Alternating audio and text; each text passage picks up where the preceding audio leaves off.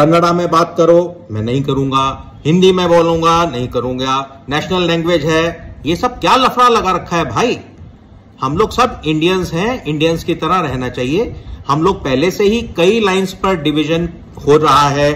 हम लोगों को एंटी इंडियन फोर्सेस कभी हमको रिलीजन के नाम पर डिवाइड करती हैं, कभी हमको नॉर्थ साउथ डिवाइड करती हैं, कभी हमको कास्ट सिस्टम में डिवाइड करती हैं। अब ये क्या नया लैंग्वेज का लफड़ा शुरू कर दिया तुम लोगों ने।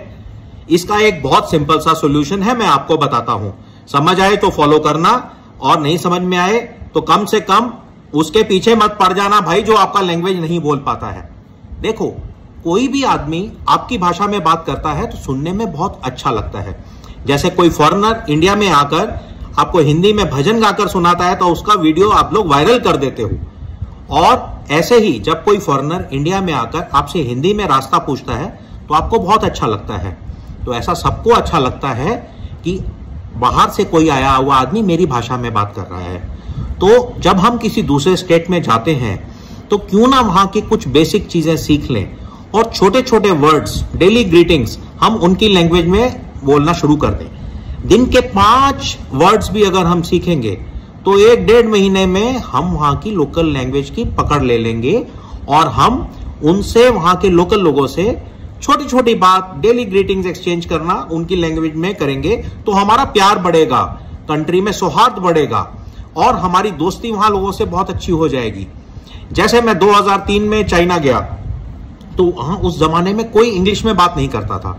मेरी मजबूरी बन गई कि मुझे चाइनीज के कुछ वर्ड सीखने पड़े, और मैं बेसिक चीजें वहां जाकर उनकी सीख गया, उनकी काउंटिंग सीख गया, अपना नाम बताना सीख गया, उनसे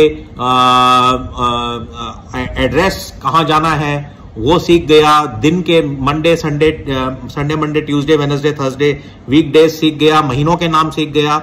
ऐसे करते करते जब मेरे चाइना के 10-20 चक्कर लग गए तो मैं प्रोफिशिएंट हो गया वहां पर उनसे बात करने में। उनको बहुत अच्छा लगता था कि मैं उनकी लैंग्वेज में, चाहे टूटी फूटी लैंग्वेज होती थी, चाहे कैसी भी होती थी, मैं बात करने की कोशिश करता था। मैं उनके रेस्टोरेंट्स में जाकर उनके साथ बैठता था, उनकी डिशेस ऑर्डर करता था। तो ऐसे ही जब मैं कर्नाटका में था तो मैं वहां पर वहां की काउंटिंग सीख गया, वहां के लोकल लोगों के साथ वहां छोटी मोटी ग्रीटिंग सीख गया। कोई भी इंजीनियरिंग कॉलेज के स्टूडेंट को आप पकड़ के देख लो भाई, वो 10-15 स्टेट्स की छोटी मोटी लैंग्वेज तो बोलता ही होगा, और कुछ नहीं तो गालियां तो जरूर बोलता होगा उस लैंग्वेज में। तो आप भी छोटा छोटा 5 वर्ड्स दिन की एक प्रण ले लीजिए कि जहां रहते हैं वहां की बात करेंगे। और भाई लोग, अगर कोई आपकी लैंग्वेज में